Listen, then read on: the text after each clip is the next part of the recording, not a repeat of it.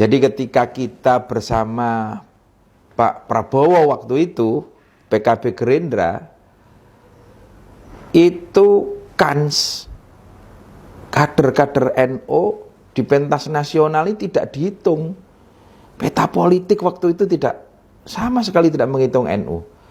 Karena waktu itu kan di Pak Prabowo ada Pak Erik dan juga Mas Gibran. Caimin tidak dikehendaki. Oke. Ternyata di sebelah Pak Ganjar itu yang menguat justru Pak Ridwan Kamil waktu itu, dan juga ada nama Pak Sandi. Sementara Pak Anies waktu itu dengan Pak AHY, maka tiga-tiganya ini tidak menghitung kader NU. Itu yang menjadi keprihatinan PKB waktu itu. Ini juga yang harus dipahami oleh masyarakat, karena hari ini banyak yang melesetkan. Awas perubahan nanti menjadi khilafah. Awas ideologi Pancasila mau digusur. Karena bagi saya Gus Dur itu tidak hanya Dewan Suro atau pimpinan partai. Gus Dur bagi saya adalah orang tua sekaligus guru. Maka waktu itu saya baik-baik pamit ke Caimin. Cak, saya tak ikut Gus Dur, nderek ke Gus Dur. Nah, oke, gitu loh. Waktu itu saya memang pelaku dan belum paham hiruk pikuk terjadi sesungguhnya apa itu loh. Baru belakangan ini setelah Gus Dur sedo, kita diskusi, ketemu beberapa tokoh, membaca referensi, saya baru ngeh. Ternyata memang itu bedesen. Jadi saat Gus Dur dilengserkan, Gus Dur itu masih dianggap satu kekuatan. Sisa-sisa Orde Baru itu sangat khawatir Gus Dur itu bisa comeback. Maka waktu itu Gus Dur harus dipotong kakinya, tanda kutip. Kaki kekuatan politik Gus Dur itu adalah di PKB. Maka bagaimana memisahkan Gus Dur dari PKB? Atau merusak kekuatan politik tadi. Lah, mulai dari situlah ada operasi intelijen. Dimasukkanlah salah satu orang luar lah, saya tidak perlu sebut nama. Ketika masuk di PKB bikin kegaduhan, mengadu domba sana sini. Singkat cerita, PKB terpecah menjadi dua kubu. Hanya aktornya ya orang itu tadi. Ada kubu Parung, kita dengan Gus Dur waktu itu, ada kubu Ancol, Caimin dengan teman-teman. Targetnya apa? Ternyata mereka punya target bagaimana PKB ini tidak ikut pemilu. Ini kan naif sekali gitu loh. Nah, alhamdulillah waktu itu Kiai Syahal Mahfud, Rois Am PBNU. Karena waktu dualisme itu Caimin sudah, ya udah ini gimana lagi? Ini bisa-bisa nggak diakui semua dan nggak ikut pemilu. Akhirnya Mbah Sahal itu nimbali Caimin. Perintah Mbah Sahal, Min, PKB mbok toto. Caimin menjawab, Paman, karena Paman, saya tidak akan melawan Gus Dur. Saya tidak berani melawan Gus Dur. Tapi Mbah Sahal memerintahkan, ojo mbok niati ngelawan Gus Dur, niatono noto PKB. PKB kudu ditoto dandani. Karena PKB itu sing nglairke para kiai dan NU. Itu amanat Mbah Sahal. Mulai dari saat itulah Caimin berjuang menata, memperjuangkan di hukum, dan alhamdulillah PKB bisa ikut pemilu meskipun babak belur. Masa lalu sejarah. Jadi sebetulnya ini persoalannya tidak bisa disederhanakan Muhaimin vs Gus Dur. Itu terlalu sederhana. Saya waktu itu pelaku loh. Saya paham kompleksitas di dalamnya. Sangat pelik waktu itu, sangat pelik waktu itu. Dan saya pribadi masih bertahan di PKB ini juga karena amanat dari Gus Dur.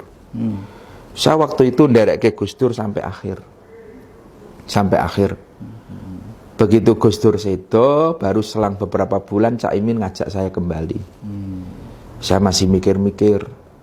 Tapi saya terus ditimbali sama Kiai Aziz Mansur, Ketua Dewan Syuro, yang sekaligus guru saya di Lirboyo. Saya diperintah untuk kembali ke PKB. Kalau yang perintah guru, Kiai, saya nggak bisa nolak. Bismillah. Ya, yang kedua, soal tadi kutub utara, kutub selatan ya. Ahlus Sunnah wal Jamaah atau NU itu adalah moderat. Kita ini punya langgam wasatiyah, garis tengah. Itu. Kita itu diajarkan untuk tafaqquh, ngurusin agama, tetapi jangan tinggalkan negara. Bahasa sederhananya, kita ini Allahu Akbar, juga NKRI harga mati. Ini langgamnya NU. Karena Mbah Hashim meninggalkan hubbul waton minal iman. Cinta tanah air adalah bagian daripada iman. Maka kita di tengah-tengah. Nah, sementara ini ada kelompok kiri. Kelompok kiri ini ya lebih pada sifatnya keduniawian. Ada kelompok kanan yang hanya Allahu Akbar. Lah, para muasis dulu, kiai-kiai sepuh itu sudah mengajarkan NU itu harus bisa lentur. Mbah Wahab Hasbullah dulu pernah membawa NU masuk di Nasakom, nasionalis, agama dan komunis. Apakah ketika masuk Nasakom NU berubah menjadi komunis? Kan tidak. Justru NU bisa berdakwah di sana. Yang akhirnya apa? Keluarga, anak, cucunya, orang-orang abangan, bahkan komunis, akhirnya bisa kenal sholat, bisa kenal ngaji. Bahkan cucu-cucunya komunis hari ini sudah banyak yang banyak yang di pesantren. Itu kan hasil dari bergaul dengan Nasakom. Sementara Mbah Hashim Asy'ari pernah membawa NU ke Masyumi, Majelis Syuro Muslimin Indonesia. Itu kumpul dengan Wahabi, dengan kanan cingkrang-cingkrang. Tapi apakah begitu masuk ke kanan terus kita larut ideologinya menjadi Wahabi? Tidak. Justru yang kanan itu kita tarik ke tengah agar bisa menerima Pancasila, menerima NKRI. Yang kanan bisa kita ke tengah, yang kiri bisa ke tengah. Ini nanti kedamaian yang muncul, ukhuwah Islamiyah, ukhuwah Watoniyah, Indonesia menjadi tentram. Itu tugasnya NU, menjadi bandul Republik ini, menjaga ketentraman. Nah, itu sebetulnya juga sudah dilakukan hari ini.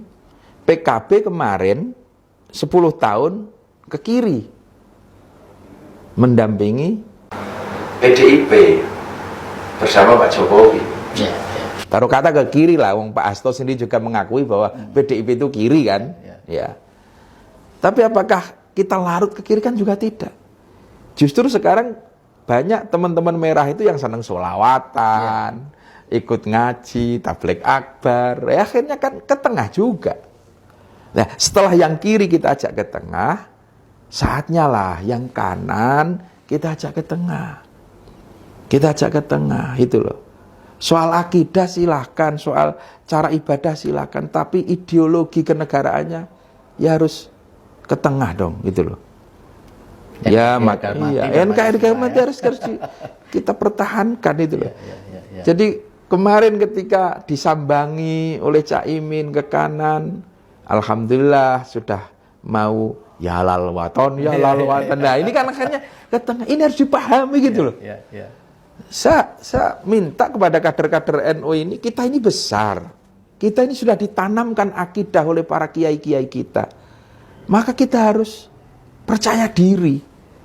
Jangan menjadi santri, menjadi kader NU kok kita itu selalu ragu. Mau ke kiri takut, mau ke kanan takut. Cuman jedudut aja.